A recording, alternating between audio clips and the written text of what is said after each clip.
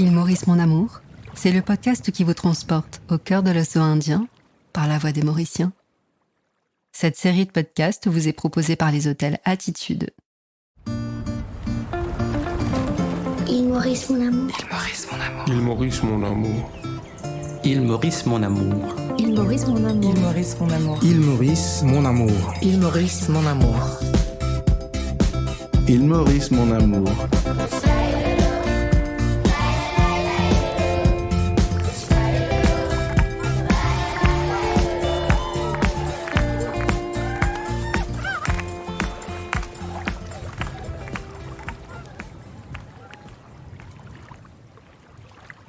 En 2020, vous avez découvert l'île Maurice au travers des récits intimes d'Eric, de Joshila, de Mélanie, de Ritesh et de bien d'autres. Pour cette deuxième saison d'Île Maurice, mon amour, nous vous proposons d'écouter d'autres histoires et d'autres trajectoires. Celles de femmes et d'hommes mauriciens partis un jour construire leur vie ailleurs. Bienvenue dans la saison 2 d'Île Maurice, mon amour.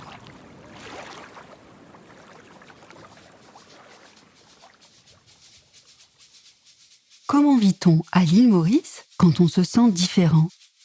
Quel est le poids des traditions et des non-dits ?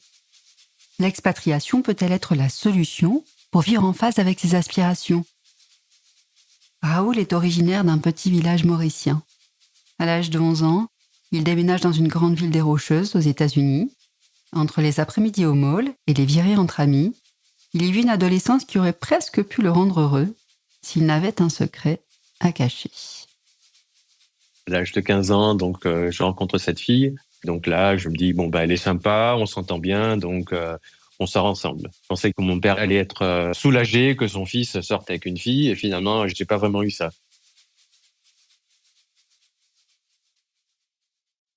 Donc je m'appelle Raoul, j'ai 46 ans, je suis originaire de l'île Maurice. On a un peu voyagé avec ma famille, on était un peu aux États-Unis et finalement, donc, j'ai atterri ici à Aix-en-Provence. Donc, ça fait maintenant plus de 20 ans que je suis à Aix. Comme pas mal de Mauriciens qu'à l'époque, donc c'était dans les années 70, je suis né à Réduit. J'ai passé la plupart de mon enfance dans un petit village qui se trouve à l'est de Maurice. Donc, j'ai vécu mon enfance, toute mon enfance, là-bas. Comme c'est toujours le cas dans pas mal de familles, il y avait la maison de mes grands-parents qui était au rez-de-chaussée, la maison de mes parents avec mon frère et moi. Nous, on était au premier étage, donc juste au-dessus de la maison des grands-parents. Et il y avait la maison d'un de mes oncles à droite et de l'autre oncle à gauche de notre maison.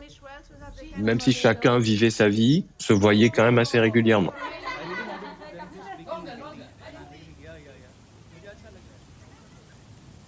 Il y avait des champs de canne juste derrière la maison. Avec ma cousine, mon cousin et mon frère, on allait à l'aventure. On partait à l'aventure, tous les quatre comme ça, avec nos vélos. Souvent, on préparait aussi des petites salades de fruits, et c'était des fruits qui venaient du jardin de mes grands-parents. Donc, on partait à vélo et après, on s'arrêtait et on mangeait ces petites salades. Donc, on faisait ça assez régulièrement. Je pense quasiment tous les week-ends.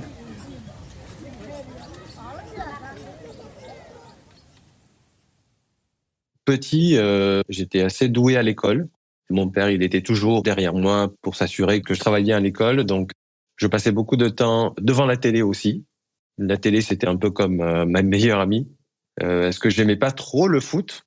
Mon père, lui, le foot, c'est sa vie. Il joue toujours, en fait. Il joue encore au foot. Tout petit, déjà, lui, il pratiquait le foot.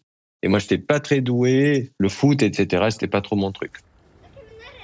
À l'école, au lieu de, comme c'était souvent le cas, donc les garçons jouaient au foot, et moi j'étais plutôt avec mes copines. Petit, j'étais le chouchou des profs aussi.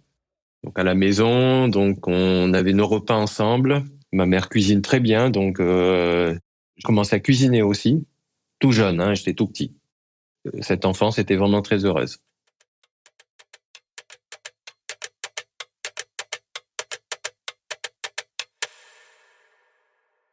Il y a eu un gros changement dans ma vie quand j'ai eu 11 ans. pour des raisons professionnelles, pour le travail de mon père, on est allé vivre aux États-Unis. Je pense qu'une des raisons qui a sans doute motivé mes parents pour partir aux États-Unis aussi, c'était le fait que quand ils sont mis ensemble, on est hindous dans la famille et ils ne sont pas de la même caste. C'est vrai qu'à l'époque, ça posait un peu problème, qui a fait que leur union quelque part a été un peu problématique. À l'âge de 18 ans, ma mère est partie de chez ses parents et c'est quelque chose qui ne se faisait pas du tout à l'époque. Donc, n'étant pas mariés et habitant sous le même toit, voilà pourquoi mes grands-parents paternels ont fait le mariage assez rapidement. Vu qu'il y avait des tensions un peu des deux côtés de ma famille, donc ils ont peut-être aussi, pour avoir un peu de liberté, décidé de partir vivre dans un autre pays pour être un peu loin de tout ça. Quand on est parti, je me souviens qu'il y avait pas mal de personnes présentes à l'aéroport pour les au revoir, pour les adieux. C'est vrai qu'il y a pas mal de personnes que j'ai jamais revues. C'était à la fois triste et à la fois joyeux.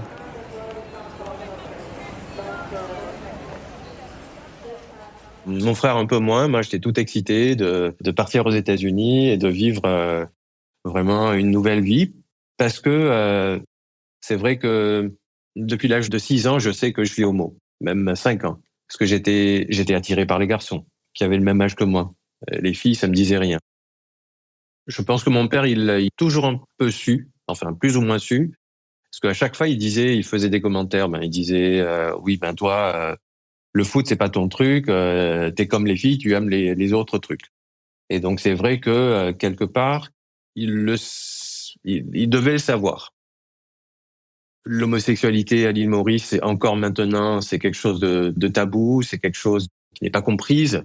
Donc dans ma tête, j'étais très très content de pouvoir vraiment vivre ça aussi quelque part d'une façon assez libre.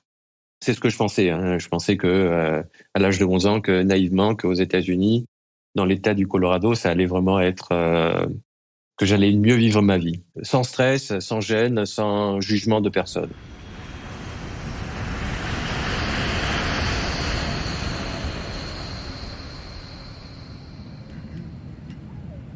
Donc là, on s'en va de Maurice avec mon frère et mes parents.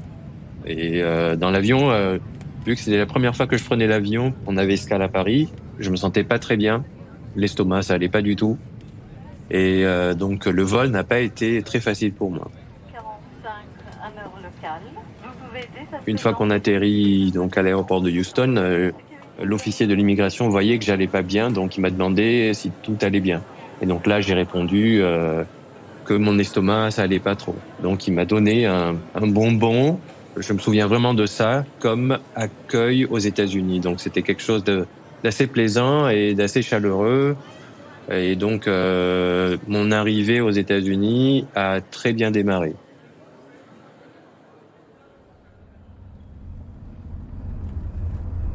On arrive dans le Colorado, donc il faisait nuit, donc c'était après un long voyage avec plusieurs escales. Malgré la fatigue, j'étais vraiment très excité, très heureux de cette nouvelle aventure dans cette nouvelle ville qui se trouve... En fait, j'étais un peu surpris. Mon père, il avait déjà des contacts sur place qui étaient venus nous chercher à l'aéroport et aussi qui nous avaient emmenés dans notre nouvelle maison. Le soir même, donc j'ai pas pris connaissance du paysage. Je voyais beaucoup de lumière et tout. Ce n'est que le lendemain que j'ai découvert les Rocheuses. Enfin, donc les montagnes avec le ciel bleu, c'était juste magnifique. Donc avec des grandes maisons, vraiment à l'américaine, dans les années 80, fin 80. Aux États-Unis, c'est comme ce qu'on voit un peu à la télé, dans des anciennes séries. Donc il y avait vraiment ce côté aventure qui était présent tout le temps.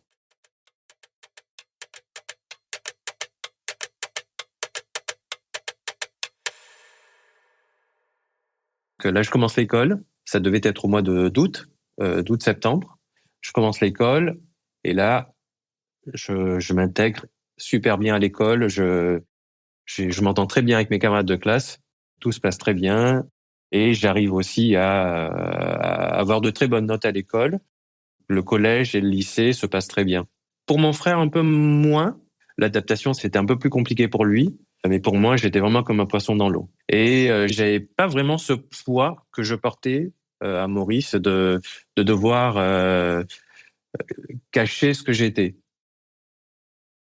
C'est vrai qu'aux États-Unis, dans les années 80, fin 80, début 90, il n'y avait pas vraiment, surtout dans la ville où on habitait, une grande mixité, mais c'était vraiment le début du changement démographique de l'État du Colorado. Par la suite, il y a eu plusieurs vagues d'immigration de personnes de toute origine qui sont arrivées dans le Colorado. Mais malgré le fait qu'il n'y avait pas cette mixité, je m'entendais très très bien avec les voisins, avec tout le monde.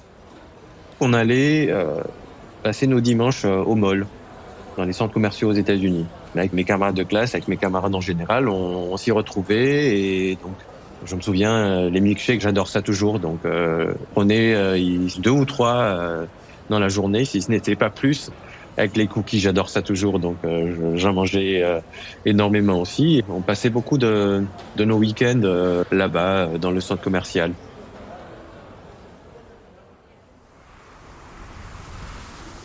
Le ski aussi, mais pas souvent.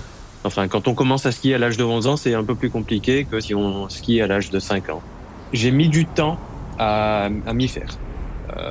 Au froid, à la neige, tout cet environnement autour du ski, j'ai mis du temps à m'y faire. Je préférerais passer mes week-ends avec mes amis dans un mall plutôt que d'aller à la montagne faire du ski.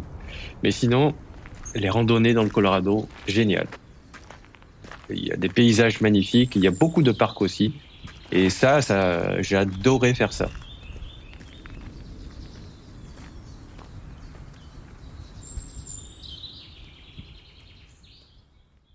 Je me suis rendu compte que c'était quand même assez conservateur comme ville. Ouvertement homosexuel, c'était très compliqué. Et donc là, j'ai dû vraiment faire un peu comme mes camarades de classe. Donc, c'est-à-dire avoir une copine. Je voulais aussi faire plaisir à mes parents pour faire comme eux, donc avoir une copine pour ensuite une femme et avoir des enfants. Donc vie amoureuse à l'âge de 15 ans, donc je rencontre cette fille et donc là je me dis bon bah elle est sympa, on s'entend bien, donc on sort ensemble. Ça a duré 2 ans. Je pensais que mon père allait être soulagé que son fils sorte avec une fille et finalement j'ai pas vraiment eu ça parce qu'il y avait encore quelque chose qui allait pas. Sa mère étant veuve, elle sortait avec d'autres hommes, donc pour mon père c'était pas très bien vu. Donc que son fils sorte avec la fille d'une femme qui change d'homme fréquemment.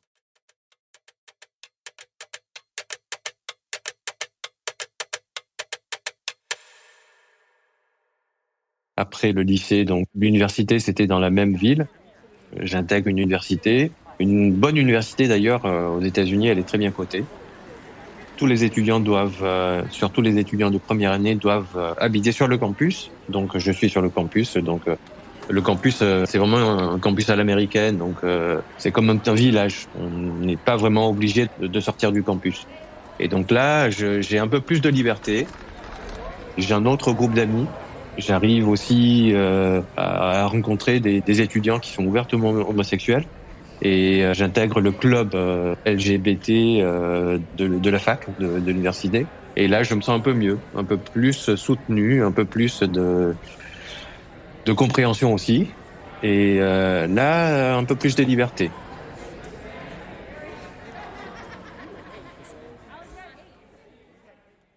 La ville dans laquelle je vivais, où était aussi mon université, c'était quand même une toute petite ville et les gens étaient assez conservateurs. C'est la ville la plus conservatrice du Colorado. Je me disais, est-ce que je me vois vraiment passer encore plusieurs années ici ou est-ce que je pars à la découverte d'un autre pays, d'une autre ville? Et en même temps, mon colocataire de l'époque voulait aller passer une année en Espagne. J'étais vraiment amoureux de mon coloc. C'était vraiment, je sais pas comment l'expliquer, donc une histoire d'amour, mais il s'est jamais rien passé. Il y avait quelque chose entre nous. Et donc, pour moi, je me sentais pas de passer toute une année sans lui. Et donc, je me disais, Espagne, sud de la France, je pourrais peut-être y aller. Donc, je me suis renseigné. Là, j'ai vu qu'à Aix-en-Provence, je pouvais venir passer une année et transférer tous mes unités de valeur, tous mes crédits à mon université aux États-Unis. La vie à l'européenne aussi, je savais que c'était fait pour moi. J'étais de plus en plus convaincu, donc je me disais, la France, je pense que je m'y sentirais très très bien. Quand on est mauricien, on vit quand même la culture francophone, la culture française. Donc je décide de passer cette 3e année à Aix-en-Provence.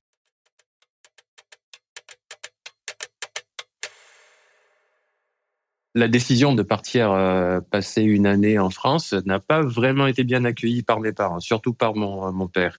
Il me disait, je pense que je te connais suffisamment bien, tu vas partir en France et tu vas faire la fête tout le temps. Et aussi, il était un peu inquiet par rapport à mes études. Jusqu'à présent, pour les études, j'avais 20 sur 20, donc pas de soucis de ce côté-là. Et lui, il pensait que vivant dans le sud de la France, avec le soleil qui est omniprésent, avec les bars, les boîtes de nuit, il avait un peu peur que je délaisse un peu mes études. J'ai pu le convaincre, heureusement. Je lui ai dit, ne t'inquiète pas, au lieu d'une spécialisation, je ferai 2 spécialisations. Et en plus de ça, j'aurai une sous-spécialisation aussi. Je me spécialise en économie. Ma double spécialisation allait être le français. Et en sous-spécialisation, l'espagnol.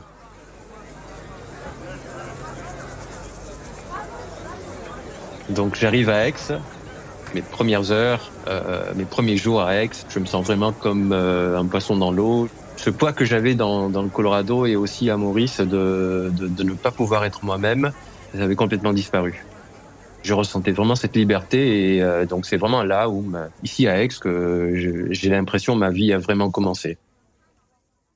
J'ai un cercle d'amis top, on s'entend très très bien, on se voit toujours. Donc cette nouvelle vie, c'est à la fois les études, mais en même temps, cet équilibre que je n'avais pas vraiment dans le passé, de pouvoir profiter de la vie. On sort pas mal, on va dans des cafés, il y a beaucoup de restaurants à Aix, donc on fait beaucoup de restaurants aussi. Et on cuisine ensemble aussi, avec mes nouveaux amis. On découvre aussi la région, donc presque tous les week-ends, on part à la plage, dans des petits villages autour. Ou sinon, même un peu plus loin, on va à Nice, on va à Monaco.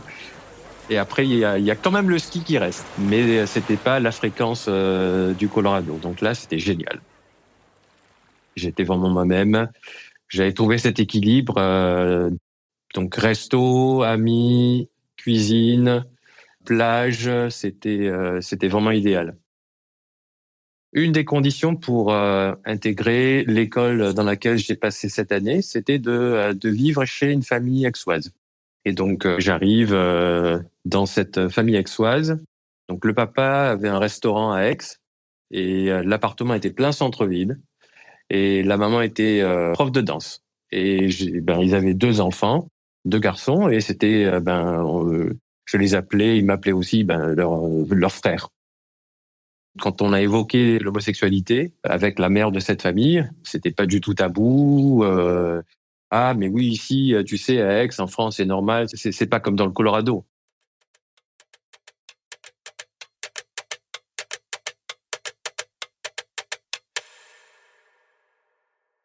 Une des raisons principales de ma décision de venir à Aix, c'était justement de pouvoir être très très proche géographiquement de mon ancien colocataire. Pendant toute cette année, on s'appelait très souvent pendant nos conversations. Donc c'est vrai qu'il m'avait dit, tu sais, en Espagne, les gens s'en foutent des homos, ils sont vraiment très bien acceptés. Ça m'avait un peu interpellé parce que d'utiliser ce mot, ce terme, c'est la première fois qu'il le faisait. Finalement, on s'est vu que 3 fois. On s'est vu 2 fois à Aix et 1 fois à Madrid. Il s'était toujours rien passé. C'était une amitié très forte, mais il y avait quand même... c'était plus que juste une amitié. Donc, il y a des moments où je me disais, mais qu'est-ce qui se passe? Si on bascule, à ce moment-là, cette amitié s'en va. À la fin de cette 3e année passée à Aix, c'était déchirant. C'était assez horrible de devoir repartir, même si j'adore le Colorado, mais Aix, je savais que ça allait avoir un gros impact sur ma vie une fois de retour aux États-Unis. Donc j'arrive pour finir ma 4e année aux États-Unis. Et là, Aix, la France me manque énormément.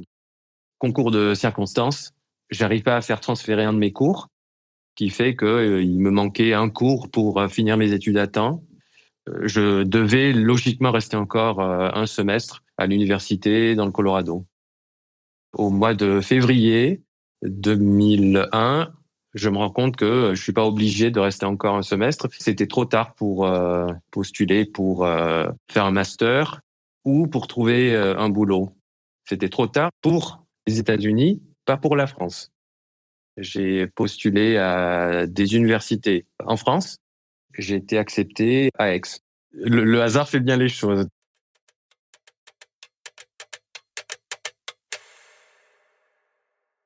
Je reviens à Aix, je revis, je retrouve tous mes amis. C'était comme si on s'était jamais quittés. Et c'est vraiment des amitiés très fortes, très puissantes, très honnêtes aussi. Je m'inscris à la fac, passe un peu de temps aussi à Paris.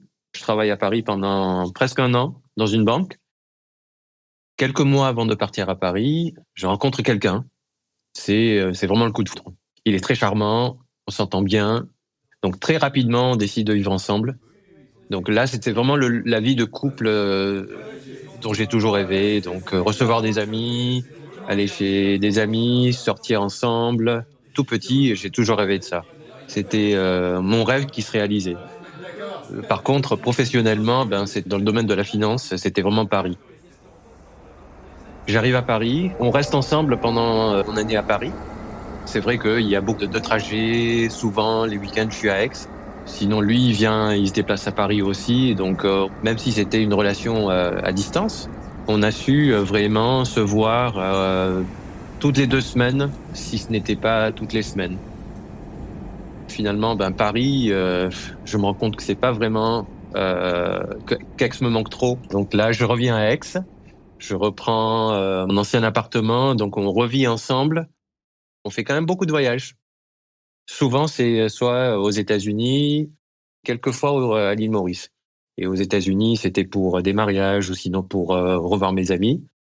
Quand on partait, je le présentais pas comme mon amoureux, mais plutôt comme mon colocataire. Jusqu'en 2008, où on s'est rendu au Canada, où vivaient mon oncle, ma tante et mes 2 cousines. Ma cousine finissait ses études de lycée, donc il allait y avoir toutes ces cérémonies à l'américaine. Au Canada, c'est pareil. Donc elle m'avait demandé d'être là parce que j'étais un peu comme son frère. Elle aurait bien aimé que je l'accompagne pour le bal de fin d'études.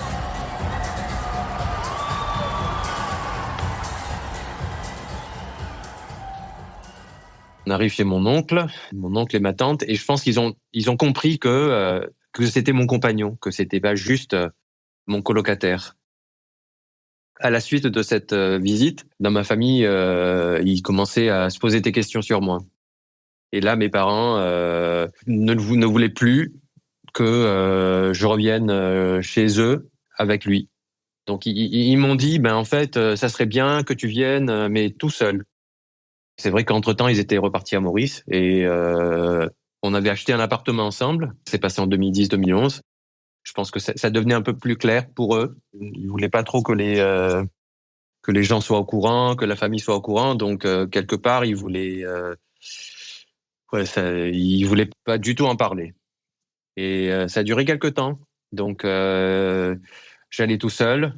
Et lui, il restait à Aix, et c'était quand même c'était triste parce que ça l'a vraiment marqué.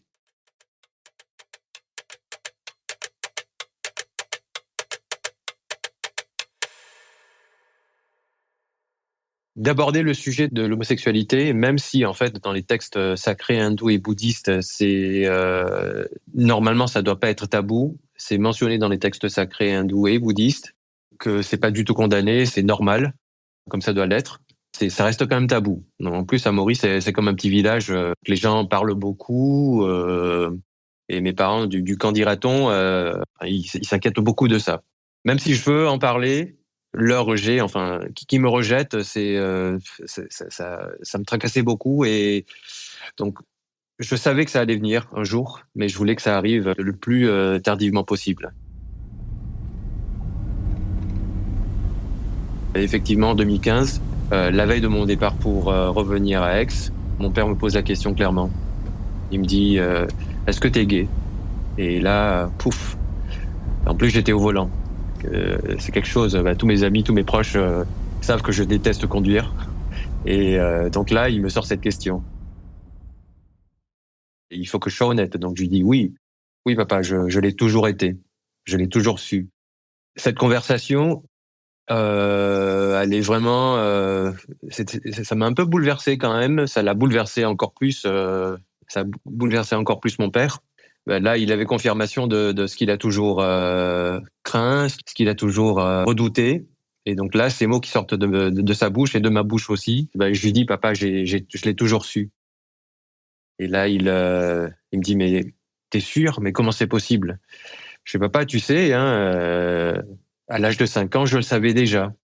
J'ai essayé avec les filles, mais c'était pas du tout... ma vie, c'est pas ça. C'est je n'aime pas les filles.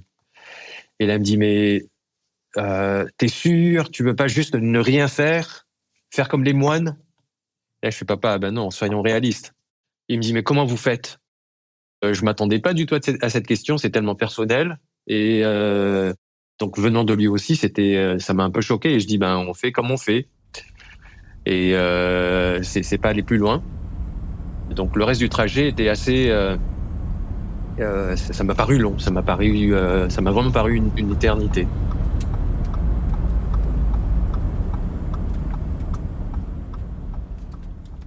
Quelques mois plus tard, mon père m'envoie un mail, il me dit « J'ai compris que tu avais l'intention de venir passer les fêtes de Noël avec nous.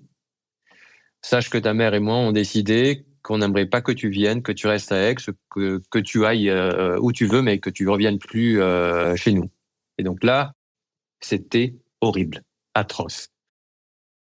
Mon histoire d'amour, finalement, se termine. Je sais que une des raisons, c'est parce qu'il n'a jamais été accepté par ma famille. Au bout de 17 ans, on se sépare. Je rencontre quelqu'un d'autre. Là, je me dis, je ne vais pas me laisser faire. En plus, il y a eu toute cette crise Covid, avec les confinements, avec le fait de ne pas pouvoir voyager. Ça a quand même bouleversé pas mal de vies, y compris la mienne. Et là, je me suis dit, si mes parents, avec ce qu'on a vécu avec la crise Covid, ils me disent encore de venir tout seul, je ne les veux plus dans ma vie.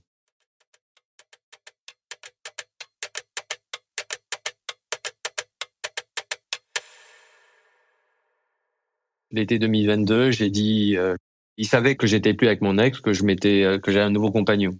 Ils m'ont dit non, pas directement, c'est ma belle-sœur qui me l'avait appris. Je fais OK, d'accord. Et là, l'année dernière, je réessaye.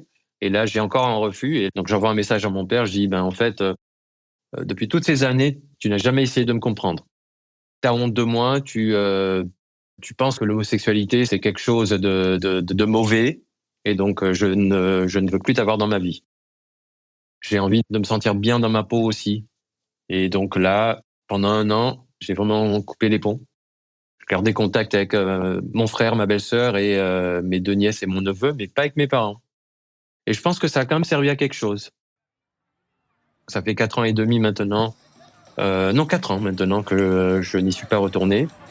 Et c'est vrai que l'île Maurice, le paysage, les paysages, les gens, et surtout la nourriture me manque énormément. Et ma famille, évidemment. Là, on a pris nos billets pour partir à Maurice. On part tous les 2 au mois de juillet et on y reste 3 semaines. On sera surtout chez mon frère et ma belle-sœur et un peu à l'hôtel, un peu aussi dans une villa au bord de mer.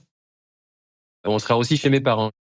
On a repris contact il y a quelques mois. Ça se passe bien et mon père me demande des nouvelles de mon nouveau compagnon. Ils s'écrivent même maintenant. Les choses ont énormément évolué. Heureusement, parce que sinon, je pense que ça aurait été très compliqué pour moi de retourner à Maurice un jour. Finalement, ce petit garçon qui est parti à 11 ans retourne à Maurice, mais retourne avec ses rêves accomplis finalement, professionnellement et aussi dans sa vie privée. Donc, il est heureux dans son couple. Professionnellement, il s'épanouit. Et il vit toujours à Aix, pas à Maurice, mais peut-être un jour.